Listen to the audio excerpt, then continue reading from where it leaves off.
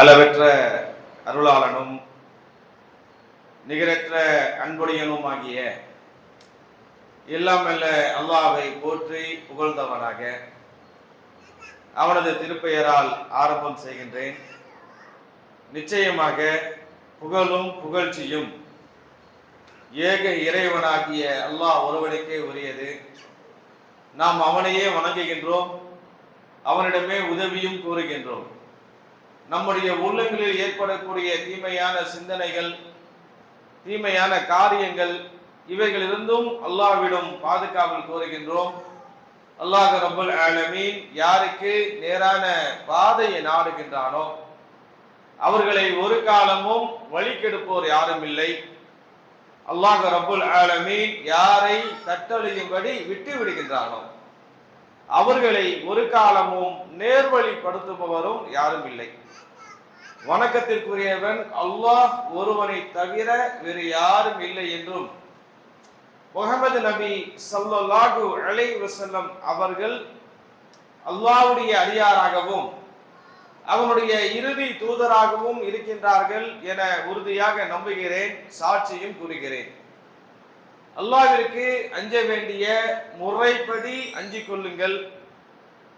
மரணிக்கின்ற போது அல்லாஹ்விற்கு முற்றிலும் கீழ்ப்படிந்த, அல்லாஹ்விற்கு முற்றிலும் கட்டுப்பட்ட முஸ்லிம்களாக வென்று மரணிக்காதீர்கள்.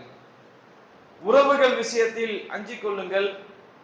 எந்த இறைவனை முன்னிலைப்படுத்தி கேட்கின்றோமோ அந்த இறைவனாகிய அல்லாஹ்வுக்கு அஞ்சிக் கொள்ளுங்கள். அல்லாஹ் நம்மை கண்காணிக்க கூடியவனாக இருக்கின்றான். வார்த்தைகளில் சிறந்தது அல்லாஹ்வுடைய வார்த்தையாக இருக்கக்கூடிய அல் குர்ஆன் என்றும், வழிமுறைகளில் சிறந்தது அகிலத்தின் அருள் கொடை முஹம்மது நபி ஸல்லல்லாஹு அலைஹி வஸல்லம் அவருடைய வாழ்வியல் வழிமுறைகள் என்றும், காரியங்கள் கெட்டது மார்க்கத்தின் பெயரால் புதிதாக நிலவிக்கப்பட்ட ஒவ்வொரு காரியமும் வழிகேடாகும், ஒவ்வொரு வழிகேடும் மனித சமுதாயத்தை நரகில் கொண்டு சேர்க்கும் என பெருமானார் நபி ஸல்லல்லாஹு அலைஹி வஸல்லம் அவர்கள் தங்களை சார்ந்த குடும்பத்தார்களுக்கும் தோழர்களுக்கும் உபதேசம் செய்திருக்கின்றார்கள். ஆக அவற்றையே உங்களுக்கும் எனக்குமாய் நினைவு கூர்ந்தவனாக நரகத்திற்கு அழைத்து செல்லக்கூடிய இணை வைப்புகள், சடங்கு சம்பிரதாயங்கள், மூட பழக்க வழக்கங்கள், மேலும் மனிதனுக்கு மத்தியில் இருக்கக்கூடாத தீமையான பண்புகள், செயல்கள், காரியங்கள், இவைகள் இருந்தும் அல்லாஹ் தஆலா நம் அனைவரையும் பாதுகாப்பானாக. கண்ணியத்திற்குரிய எல்லாம் அல்ல அல்லாஹ்வின் நல்லடியார்களே, எனது அருமை இஸ்லாமிய சகோதரர்களே, பெரியோர்களே, அல்ஹம்துலில்லாஹ், அல்லாஹ் ரப்பல் ஆலமீன் நமக்கு கடமையாக்கி இருக்கக்கூடிய ஜும்மாவுடைய தினத்தில் நாம் எல்லாம் அல்லாஹ்வுடைய வீட்டிலே ஒன்று கூடியிருக்கின்றோம். அல்ஹம்துலில்லாஹ். அன்பிற்குரியவர்களே, இந்த தருணத்தில் இன்னும் விரல் விட்டு எண்ணக்கூடிய நாட்களில் நம்முடைய பிள்ளைகளுக்கு பள்ளிக்கூடங்கள் திறக்க இருக்கக்கூடிய தருவாயில் இந்த ஜும்மாவில் நாம் அமர்ந்திருக்கிறோம். இந்த சமுதாயத்தில் எண்ணற்ற பிள்ளைகள் கல்வி கற்பதற்கு தடையாக இருக்கக்கூடிய பொருளாதார சுமையின் காரணமாக நிறைய பிள்ளைகள் தங்களுடைய மேற்கல்வி தொடர முடியாமல் இருக்கக்கூடிய நிலை இந்த இஸ்லாமிய சமுதாயத்தில் இருப்பது பார்க்கிறோம். அப்போ கல்வி கற்பதற்கு இந்த ஒரு பொருளாதாரம் மிக பெரிய ஒரு தடையாக இருக்கிறது என்று சொன்னால் நிச்சயமாக இந்த சமுதாயம் கல்வியில் சிறந்த ஒரு சமூகமாக விளங்குவது மிகவும் கடினமான ஒன்றாக இன்று இருப்பதை பார்க்கிறோம். அடிப்படை காரணம் பொருளாதாரம் இல்லை, காலேஜுக்கு போகணும் பொருளாதாரம் இல்லை, ஒரு ஐஏஎஸ் ஆகணும் பொருளாதாரம் இல்லை, ஒரு டாக்டர் ஆகணும் பொருளாதாரம் இல்லை என்ற அடிப்படையில் இன்னைக்கு நீங்க பார்த்தீங்கன்னா அநேகமான பள்ளிவாசல்கள்ல கல்விக்காக, கல்வியினுடைய வளர்ச்சிக்காக, தங்களுடைய முகலாவில் இருக்கக்கூடிய மக்களுடைய கல்வி முன்னேற்றத்திற்காக ஜும்மாவில நிதி சேகரிக்கக்கூடிய பல ஊர்கள் நம்முடைய நாட்டில இருக்கத்தான் செய்கிறது. பொருளாதாரம் ஒரு தடையாக இருக்கின்ற காரணத்தினால் இந்த சமூகத்தை சார்ந்த மக்கள் இன்னும் கல்வியில சிறந்து விளங்கக்கூடிய வாய்ப்புகள் இருந்தும் ஒரு பொருளாதாரம் ஒரு சுமையின் காரணமாக எண்ணற்ற பிள்ளைகள் என்ன செய்றாங்க, தன்னுடைய கல்வியை பாதியிலேயே நிறுத்தக்கூடிய, தன்னுடைய தான் விரும்பக்கூடிய படிப்பை தொடர முடியாமல் பாதியிலேயே நின்று அவர்கள் வேலைக்கு செல்லக்கூடிய நிலை இந்த சமுதாயம் அதிகமான நிலையில நம்ம பார்க்கிறோம். ஆனால் இந்த மார்க்கத்தை பொறுத்தவரை கல்விக்கென்று அதிகமான முக்கியத்துவத்தை இந்த இஸ்லாம் வழங்குகிறது. நம்மை சுற்றி இருக்கக்கூடிய ஏனைய மதங்கள், ஏனைய சித்தாந்தங்கள் மனிதர்களை பிளவுபடுத்துவதோடு மாத்திரம் இல்லாமல் அவருடைய பிறப்பு ரீதியாக பிளவை உருவாக்கி இன்னார்தான் கல்வியை கற்க வேண்டும் என்ற வரைமுறையை ஏற்படுத்தி நம்மை சுற்றி இருக்கக்கூடிய மதங்கள் தன்னுடைய சித்தாந்தத்தை விதைக்கக்கூடிய தருவாயில் இஸ்லாத்தை பொறுத்தவரை ஒவ்வொரு மனிதனும் கல்வியை கற்க வேண்டும் என்று வலியுறுத்தக்கூடிய ஒரு மார்க்கத்தை சார்ந்திருக்கக்கூடிய நாம் நம்முடைய பிள்ளைகள் கல்வியை என்ன செய்றாங்க, பாதையிலேயே நிறுத்தக்கூடிய நிலை. கல்வியை நிறுத்திவிட்டு ஒரு கடையில சேர்த்துறாங்க, இல்லாட்டி ஏதாவது வேலைக்கு போயிறாங்க. அப்படி இருந்தது என்று சொன்னால் இந்த சமுதாயம் எப்படி வரக்கூடிய காலகட்டத்தில் தன்னுடைய முழுமையான ஆற்றலை பயன்படுத்தி ஆட்சி அதிகாரத்தை பெறக்கூடிய ஒரு சமூகமாக மாற முடியும். நம்ம நினைக்கிறோம் ஆட்சி அதிகாரம் என்று சொன்னால் ஏதோ தேர்தல் நின்று வெற்றி பெற்று எம்எல்ஏ எம்பி ஆனா போதும், இதுதான் ஆட்சி அதிகாரம் நினைச்சிட்டு இருக்கு. அதுவல்ல, அந்த எம்எல்ஏ எம்பியும் ஆட்டி படைக்கக்கூடியவர்கள், அதிகாரத்தில் இருக்கக்கூடியவர்கள், அவர்கள் தான் ஐஏஎஸ் அதிகாரிகள், அவர்கள் தான் ஐபிஎஸ் அதிகாரிகள். ஆக இப்படி ஐபிஎஸ் என்பது காவல்துறை, ஐஏஎஸ் என்பது ஆட்சித்துறை. இப்படி ஐஏஎஸ் ஆக ஒரு இஸ்லாமியர், அதுவும் ஒரு மார்க்கத்தை தெரிந்தவர் வந்து விடுவார் என்று சொன்னால் நிச்சயமாக அவருடைய ஆட்சியின் கீழாக இருக்கக்கூடிய அந்த மாவட்டத்தில் ஒரு ஐஏஎஸ் இருக்கிறார் என்று சொன்னால் அந்த மாவட்டத்தில் மக்களுக்கான சேவைகள் என்ன செய்யும், நடைபெறும்.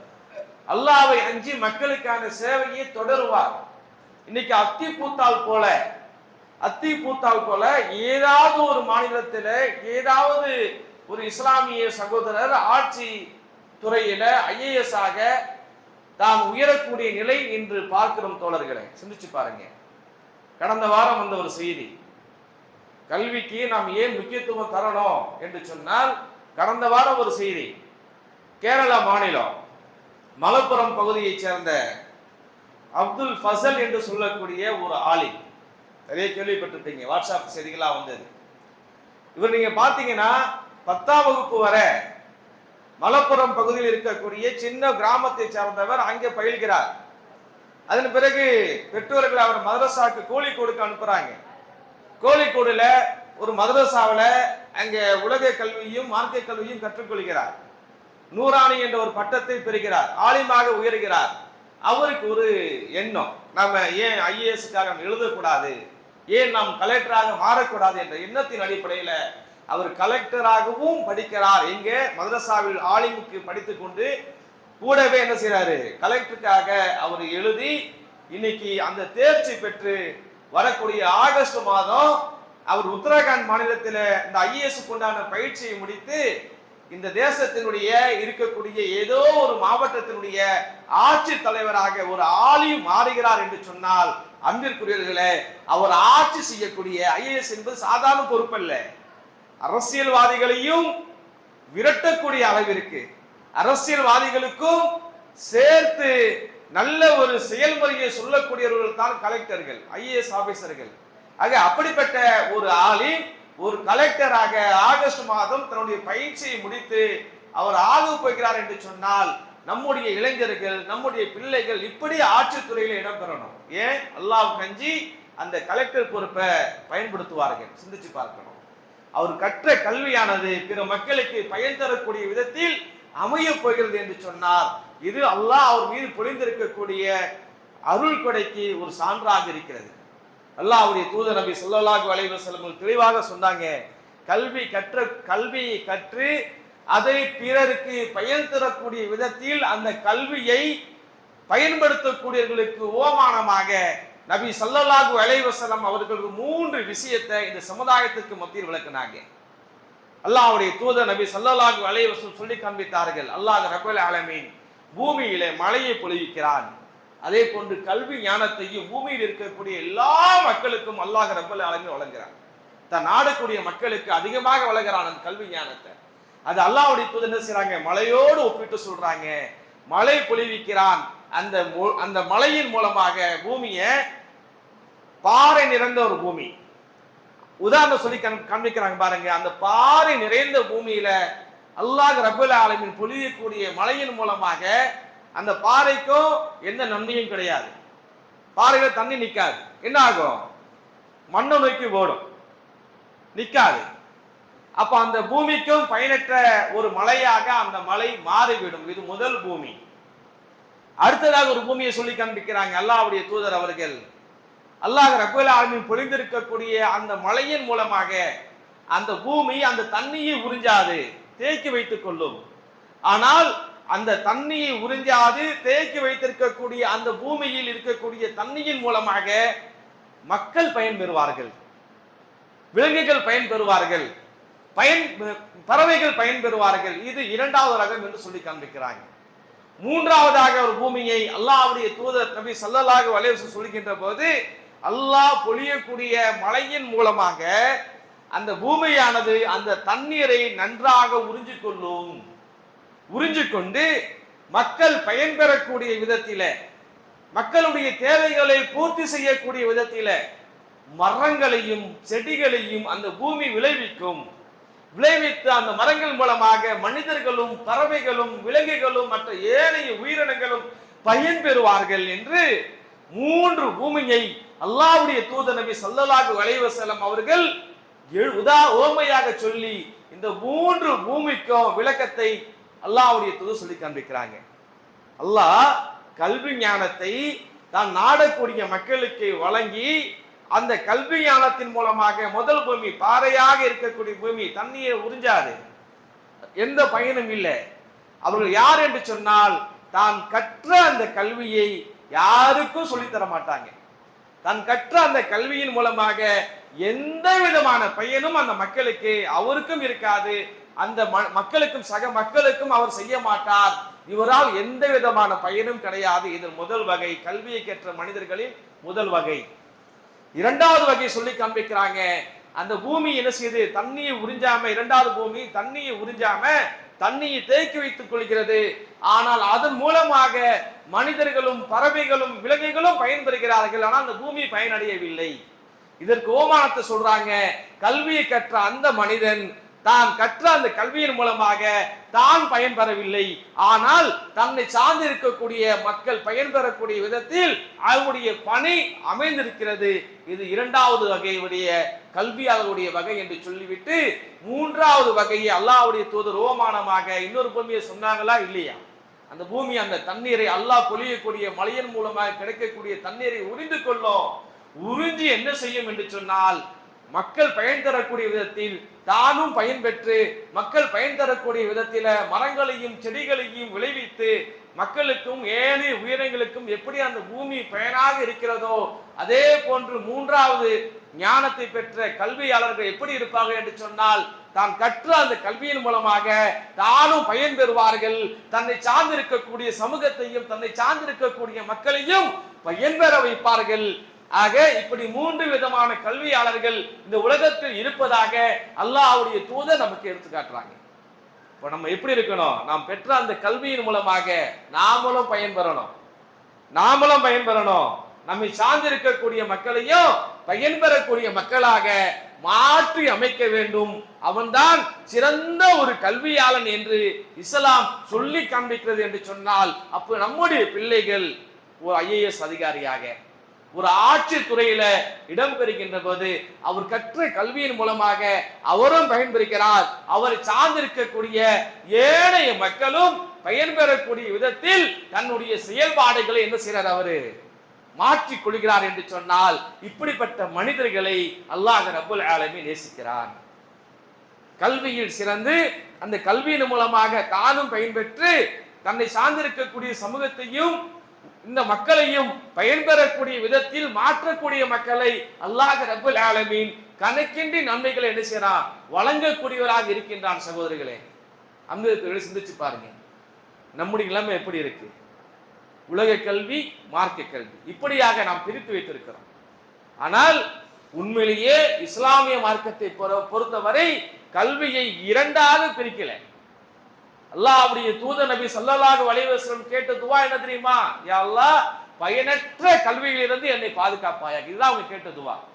இப்போ கல்வி என்பது உலக கல்வியை மார்க்க கல்வி என்று இந்த மார்க்கம் பிரிக்கல. நாம என்ன செஞ்சிட்டோம்? நாம பிரித்து கொண்டோம். உலக கல்வி, மார்க்க கல்வி. உலக கல்வி கேட்டா நன்மை கிடையாது, யார் சொன்னா? உலக கல்வி கேட்டா நன்மை கிடையாதுன்னு யார் சொன்னா? இப்போ நமக்கு நாம என்ன செய்யறோம்? நம்முடைய உலமார இரண்டாக பிரித்து மார்க்க கல்வி, உலக கல்வி என்று பிரித்து இந்த சமுதாயத்தை சார்ந்த மக்கள் கல்வியிலே கோலோச்சக்கூடிய நிலையில் இருந்து நம்மை நாமே பின்தள்ளக்கூடிய விதத்தில் இது போன்ற விவாதங்கள் எல்லாம் இந்த சமுதாயத்தில் இந்த ஏற்படுத்தப்பட்டிருப்பதை சிந்திச்சு பார்க்கணும். பத்ருடைய போர்க்களம், அல்லாஹ்வுடைய தூதர் நபி ஸல்லல்லாஹு அலைஹி வஸல்லம் அவர்கள் பத்ரு போர்க்களத்தில் வெற்றி பெறுகிறார்கள். அல்லாஹ் ரப்பல் ஆலமீன் இந்த சமுதாயத்திற்கு வெற்றியை தருகிறார்.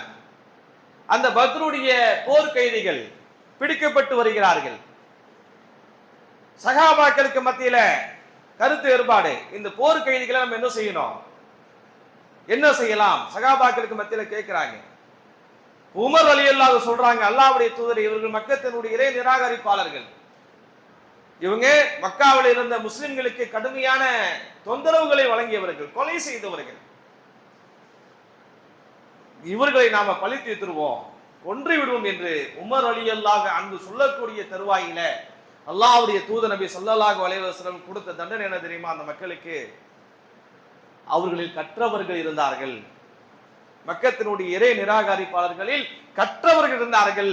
அப்படிப்பட்ட மக்களை மதீனாவில் இருக்கக்கூடிய கல்லாத மக்களுக்கு, கல்வியில் தேர்ச்சி பெறாத மக்களுக்கு, படிக்க தெரியாத மக்களுக்கு கல்வியை கற்றுத்தாருங்கள் என்ற ஒரு தண்டனையை கொடுத்து அந்த கல்வியினுடைய வளர்ச்சிக்காக அல்லாஹ்வுடைய தூதர் அவர்கள் அந்த போர் கைதிகளை பயன்படுத்தி கொண்டார்கள் என்ற ஒரு சம்பவத்தை பார்க்கிறோம். பத்ருடைய காலம். இப்போ மக்கத்தினுடைய இறை நிராகரிப்பாளர்கள் மார்க்கத்தையே சொல்லி தருவான். மக்கத்தினுடைய இறை நிராகரிப்பாளர்கள் முஸ்லிம்களுக்கு மார்க்கத்தையே சொல்லி தருவான்.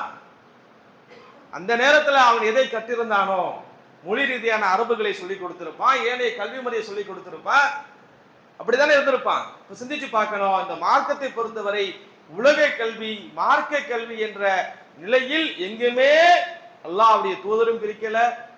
நம்மை நாம என்ன செஞ்சுக்கிட்டோம்? உலக கல்வினா இப்படி, மார்க்க கல்வினா இப்படி என்று சொல்லி இந்த சமுதாயம் பிரித்து வைப்பதன் விளைவாக இன்னைக்கு இந்த சமூகத்தில் சரியான முறையில கல்வியிலே கோலோச்சி அரசு துறையில ஆட்சி அதிகாரத்தில் இருக்கக்கூடிய அளவிற்கு ஒரு ஐஏஎஸ் ஆக, ஒரு ஐபிஎஸ் ஆக, ஒரு ஐஎஃப்எஸ் ஆக, இன்னும் இதர துறைகளில் இந்த சமுதாயம் மேலோங்காமல் இருக்கிறது என்று சொன்னால் இது போன்ற சிந்தனை தான் அடிப்படை காரணமாக இருக்கு. அன்பிற்குரியவர்களே, அல்லாஹ் ரப்பல் ஆலமீன் இந்த மனித சமுதாயத்தை படைத்த போது முதல்ல கல்வியை தான் சொல்லித்தரான். ஆதம் அலைஹிஸ்ஸலாம் அவர்களுக்கு, ஆதம் அலைஹிஸ்ஸலாம் அவர்களையும் அல்லாஹ் ரப்பல் ஆலமீன் படைத்து மலக்குகளை சிரமணியும்படி சஜிதா செய்யுமாறு கோருகின்றார். சைத்தானை தவிர எல்லாமே சஜிதா செஞ்சாங்க. அதற்கு முன்பாக ஆதம் அலைஹிஸ்ஸலாம் அவர்களுக்கு அல்லாஹ் ரப்பல் ஆலமீன் சில வார்த்தைகளை சொல்லி கொடுத்து அதை மலக்குகளிடத்தில் கேட்கின்ற போது மலக்குகள் அந்த வார்த்தைகளுக்கு பதில் தெரியல. ஆனால் அல்லாஹ்வால் வார்த்தைகள் சொல்லப்பட்ட, அர்த்தம் சொல்லப்பட்ட ஆதம் அலைஹிஸ்ஸலாம் அவர்கள் அல்லாஹ் ரப்பல் ஆலமீன் கேட்ட அத்தனைக்கு என்ன செஞ்சாங்க? விளக்கங்களை அளித்தார்கள். அது அல்லாஹ் அவருக்கு வழங்கி இருக்கக்கூடிய கல்வி ஞானத்தினுடைய அடையாளம். குர்ஆன் பேசுகிறது. இப்ப அல்லாஹ் யாருக்கு கல்வி ஞானத்தை தருகின்றானோ நிச்சயமாக அப்படிப்பட்ட மக்களை என்ன செய்வான்? உயர்த்துவான் என்பதை அன்பிற்கினிய சகோதரர்கள் நாம் விளங்கணும் என்று சொன்னால் நம்முடைய பிள்ளைகளுக்கு நாம் கல்வியை தரக்கூடிய நிலையை நாம் உருவாக்கணும். இன்னைக்கு கல்வி குறிப்பாக இஸ்லாமிய சமுதாயத்திற்கு எட்டாய் கனியாக இருக்கக்கூடிய நிலையை பார்க்கிறோம். 2004 நம்முடைய நாட்டிலே 2004 மன்மோகன் சிங் என்ன செஞ்சாரு? பிரதமராக இருந்தார். அப்போ முஸ்லிம்களுடைய கல்வி மற்றும் பொருளாதாரத்தை ஆய்வு செய்வதற்காக 2 குழுக்களை நியமனம் செய்கிறார். 2 கமிஷன்கள். ஒன்னு செச்சார் கமிஷன். அந்த செச்சார் கமிஷனுடைய பரிந்துரை முஸ்லிம்களுடைய கல்வி மற்றும் பொருளாதாரத்தை ஆய்வு செய்து மத்திய அரசுக்கு ஒரு பரிந்துரை கொடுக்குது. தேசத்தில் இருக்கக்கூடிய முஸ்லிம்கள், இந்திய முஸ்லிம்கள் எந்த அளவுக்கு கல்வியில பொருளாதாரத்துல பின்தங்கி இருக்காங்க சொன்னா, இங்க இருக்கக்கூடிய தலித் மக்களை விட மிக மோசமான நிலையில் கல்வியற்றவர்களாக, பொருளாதாரமற்றவர்களாக இந்தியாவுடைய முஸ்லிம்கள் இருக்கிறார்கள். எனவே இந்திய அரசு முஸ்லிம்களுக்கு கல்வி மற்றும் வேலை வாய்ப்புகளில் இடஒதுக்கீடு வழங்கணும், முஸ்லிம்கள் கல்வி மற்றும் வேலை வாய்ப்புகளில் உயர்வதற்குண்டான அத்தனை திட்டங்களையும் இந்திய அரசு கொண்டு வர வேண்டும் என்று 2004 மன்மோகன் சிங் என்ன செய்றார், ஆட்சிக்கு வந்த உடனே இந்திய மக்களுக்காக அமைக்கப்பட்ட நீதிபதி ராஜேந்திர செச்சாருடைய கமிஷன் பரிந்துரை செய்தது. சிரிச்சு பார்க்கணும். அப்போ இந்த தேசத்தில் இருக்கக்கூடிய தலித் மக்களை விட கல்வியில பின்தங்கி இருக்கக்கூடிய ஒரு சமூகமாக இந்த இஸ்லாமிய சமுதாயம் இருக்கிறது என்று சொன்னால், அன்பிற்குரியவர்களே, நாம் வேதனைப்படக்கூடிய விஷயம். ஒவ்வொரு மொகலாவிலையும் ஒவ்வொரு ஜமாத்தார்களையும் நம்ம என்ன செய்யணும், கல்வியாளர்களை உருவாக்குவதற்காக நிதியை ஒதுக்கிறோம். அரசு செய்யும், அவன் செய்வான், இவன் செய்வான் என்பதெல்லாம் விடுங்க. நமக்குண்டான திட்டம் என்ன? கல்விக்காக செலவு செய்யக்கூடிய மக்களாக நாம் மாறினால் ஒழிய அடுத்து வரக்கூடிய தலைமுறையை சிறந்த ஒரு கல்வியாளர்கள் நிறைந்த ஒரு சமூகமாக நம்மால் ஒரு காலமும் மாற்ற முடியாது. நம்முடைய பொருளாதாரத்தை எடுத்துக்கொள்ளுங்க. எதுக்கோ செலவு பண்றோம் இல்லையா? எதுக்கோ செலவு பண்றோம். ஆனால் கல்வி என்று சொன்னால் அங்கே நம்முடைய பொருளாதாரம் சுருங்கி விடக்கூடிய நிலையை பார்க்கிறோம்.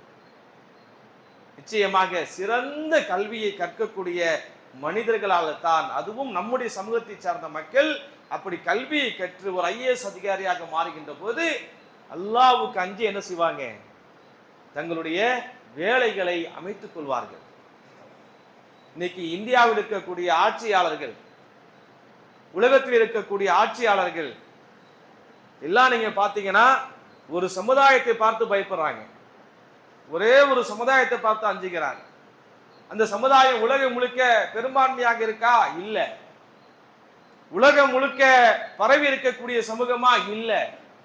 இருந்தும் ஐக்கிய நாட்டு சபை முதற்கொண்டு இந்தியாவில் இருக்கக்கூடிய ஆட்சியாளர்கள் வரை அந்த சமுதாய மக்களுக்கு உறுதுணையாக இருக்கிறார்கள், அவர்களை கண்டு அஞ்சுகிறார்கள் என்று சொன்னால் அடிப்படை காரணம் அந்த மக்கள் கற்று இருக்கக்கூடிய கல்வி.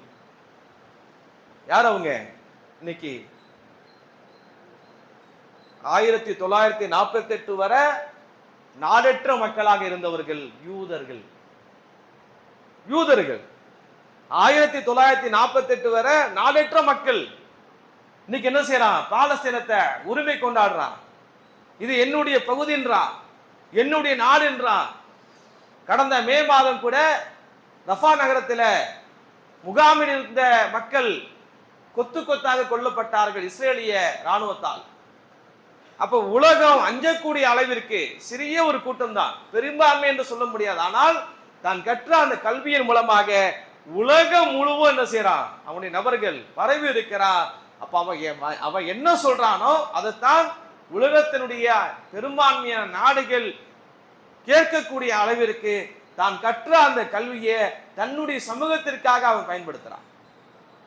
இன்னைக்கு நாம இப்போ என்ன செய்யறோம், ஹையர் செகண்டரி படிப்பதற்காக நம்முடைய பிள்ளைகளை தயார்படுத்துறோம். ஒரு 12ஆம் வகுப்பு வரை நம்முடைய பிள்ளைகள் படிப்பது பெரும் பாடு என்ற அடிப்படையில் 10வது படிச்சுட்டானா ஒரு காலகட்டம் இருந்து தமிழ்நாட்டில் நிறைய பேர் ஒரு 70-80 வயசுலலாம் இருக்கக்கூடிய மக்கள்லாம் சகோதரர்களாக இருக்கிறீங்க. 10ஆம் வகுப்பு படிச்சாவே ஒரு 20-25 வருஷத்துக்கு முன்பாக பையனுக்கு பாஸ்போர்ட் எடுத்துருவாங்க. மீசை கூட முளைச்சிருக்கு, அது என்ன செய்வாங்க, பென்சிலை வச்சு மீசை வரைஞ்சி பாஸ்போர்ட்டுக்காக வயசை கூட்டி அந்த பிள்ளைய நல்லா படிக்கக்கூடிய பிள்ளைய பாலைவன மண்ணுக்கு அனுப்பி தன்னுடைய வறுமையை போக்குவதற்காக அந்த பையனை வேலைக்கு அனுப்பக்கூடிய நிலைத்தான் இன்னும் தமிழ்நாட்டில டெல்டா மாவட்டங்களில் அதிகமாக இருப்பதை பார்க்கிறோம். ராமநாதபுரம் பகுதியில் அதிகமாக இருப்பதை பார்க்கிறோம்.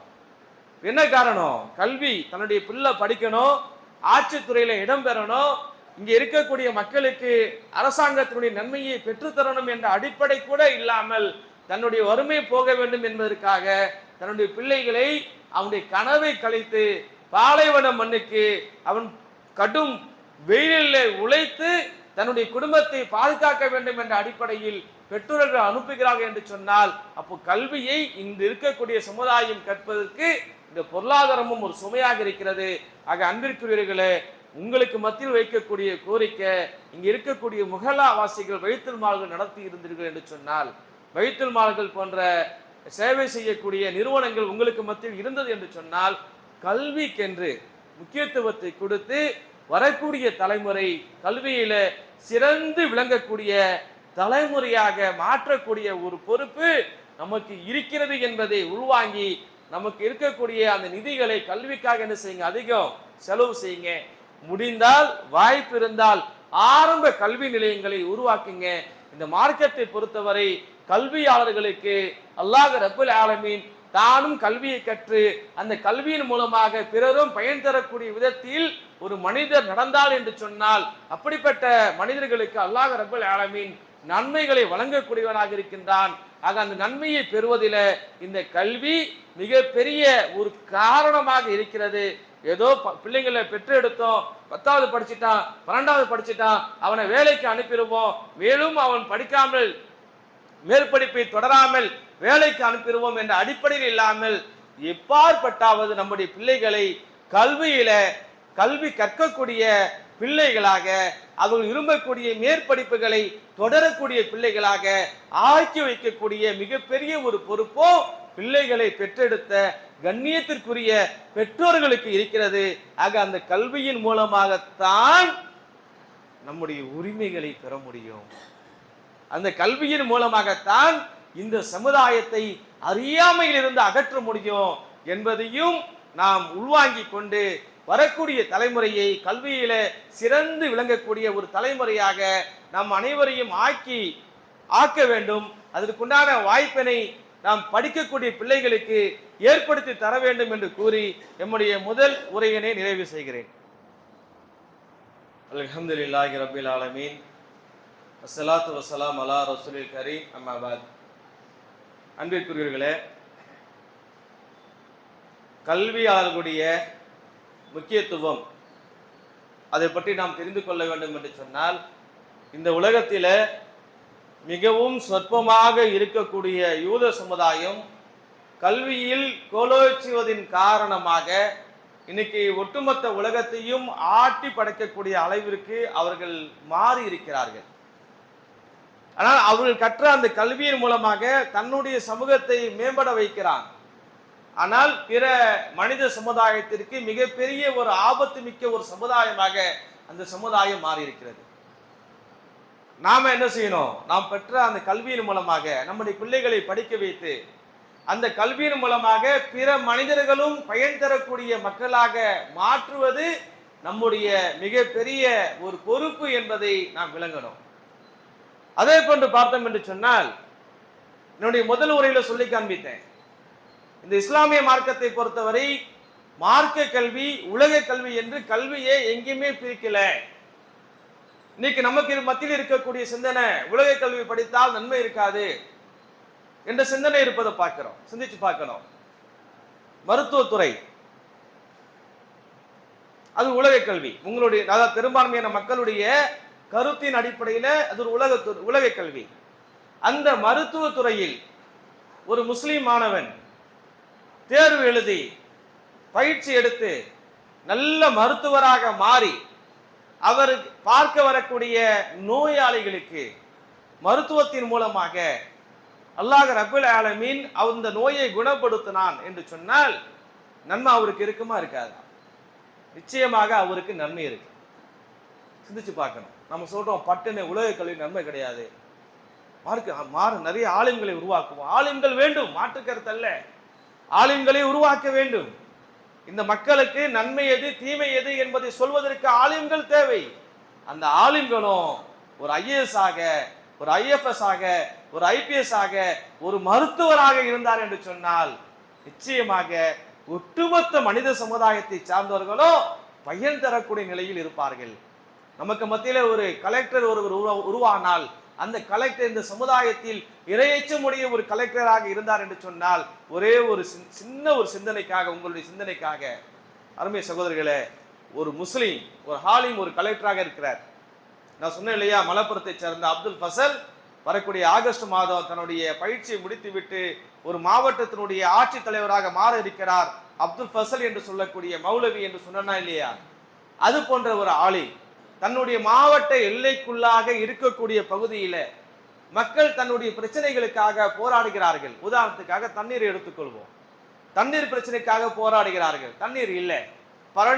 உண்மையிலேயே அல்லாஹ்வை அஞ்சக்கூடிய மனிதராக இருக்கும் பட்சத்தில் அவங்க என்ன செய்வாங்க, நான் ஆட்சி செய்யக்கூடிய இந்த மாவட்டத்தில் தண்ணீர் இல்லை என்று சொன்னால் ரப்பு என்னை நாளை மறுமையில் கேள்வி கேட்பான், அந்த ரப்புக்கு நான் பதில் சொல்ல கடமைப்பட்டிருக்கிறேன் என்ற அடிப்படையில அந்த தண்ணீர் பிரச்சனையை தீர்ப்பதற்கு என்ன செய்வாரு, அந்த இறையச்சமுடைய ஒரு ஆலிம் கலெக்டராக இருக்கும் பட்சத்தில் அந்த பிரச்சனையை தீர்ப்பதற்குண்டான அத்தனை வழிமுறைகளையும் எடுப்பார். அதே நேரத்தில் ஒரு இறையச்சம் இல்லாத ஒரு மனிதன், ஊழல் செய்யக்கூடிய ஒரு மனிதன் ஒரு கலெக்டராக இருந்தார் என்று சொன்னால் என்ன செய்வாரு, அந்த மக்களுடைய பிரச்சனைகளை பார்க்காம லட்டி சார்ஜுக்கு உத்தரவிடுவார். காவல்துறை கேட்கக்கூடிய லட்டி சார்ஜுக்கு உத்தரவிடுவார். ஆக இப்படிப்பட்ட அந்த மனிதர்களால், இப்படிப்பட்ட கலெக்டர்களால் அந்த மக்களுக்கு எந்த விதமான பயனும் கிடையாது. அப்ப இந்த சமுதாயத்தை சேர்ந்த மக்களுக்கு மார்க்க கல்வியை, அல்லாஹ்வும் அல்லாஹ்வுடைய தூதரை பற்றிய செய்திகளை இறையச்சத்துடன் சொல்லி உருவாக்கி கூடவே இந்த உலகத்தினுடைய கல்வியும் கற்றுத்தந்து அவர்களை ஒரு கலெக்டராக மாறுகின்ற போது சிறந்த ஒரு ஆட்சியாளன் அந்த மாவட்டத்தில் உருவாகுவான். அந்த மாவட்டத்தை சேர்ந்த மக்கள் என்ன செய்வாங்க, பயன்பெறுவார்கள். ஆக இதற்காகத்தான் இந்த சமுதாயம் இந்த தேசத்தில் ஆட்சி அதிகாரத்தை பெற வேண்டும் என்று சொன்னால் வெறும் எம்எல்ஏ, எம்பி, அமைச்சர், முதலமைச்சர், பிரைம் மினிஸ்டர் என்ற நிலையில் மாத்திரம் இல்லாம ஆட்சித்துறையில் இடம்பெறக்கூடிய இந்த தேசத்தை உண்மையே ஆளக்கூடியது ஆட்சித்துறை IAS ஆபீசர்ஸ். அந்த நிலைக்கு நம்முடைய இளைஞர்களை உயர்த்தணும் இன்ஷா அல்லாஹ். அப்படி உயர்த்துகின்ற போது தான் நமக்கான உரிமை மாத்திரம் இல்லாம பிற மக்களுடைய உரிமைகளையும் பெற்றுத்தரக்கூடிய நபராக அந்த ஆட்சியாளர்கள் மாறுவார்கள். அல்லாஹ்விடத்தில் பதில் சொல்லி ஆக வேண்டும் என்ற அடிப்படையில் இறையச்சத்தோடு தங்களுடைய பயணங்களை, தங்களுடைய பணிகளை அவர்கள் அமைத்துக் கொள்வார்கள்.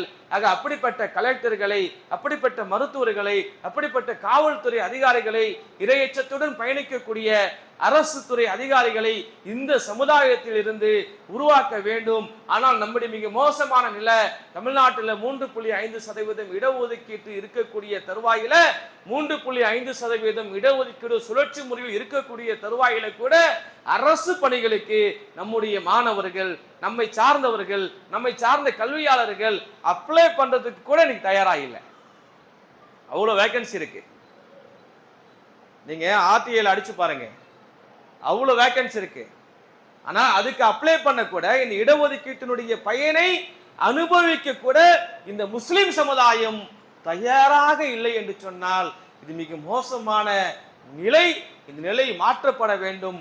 கல்வியில எப்படி ஒரு காலகட்டத்தில் கோலோச்சி இந்த சமுதாயம் இருந்ததோ, அறிவில் சிறந்த ஒரு சமுதாயமாக இருந்ததோ, அல்லாஹ் ரப்பல் ஆலமீன் வழங்கிய ஞானத்தை பெற்று தானும் பயன்பெற்று பிற மக்களையும் பயன் தரக்கூடிய ஒரு சமூகமாக இருந்ததோ, அப்படிப்பட்ட சமூகமாக அல்லாஹ் ரப்பல் ஆலமீன் நம் அனைவரையும் ஆக்கி வைப்பானாக என்றும் பிரார்த்தனை செய்த வண்ணமாக நம்முடைய உரையை நிறைவு செய்கிறேன். வாஹில் தவறானா அல்ஹம்துலில்லாஹி ரப்பில் ஆலமீன். அஸ்ஸலாமு அலைக்கும் வரஹ்மத்துல்லாஹி வபரகாத்துஹு.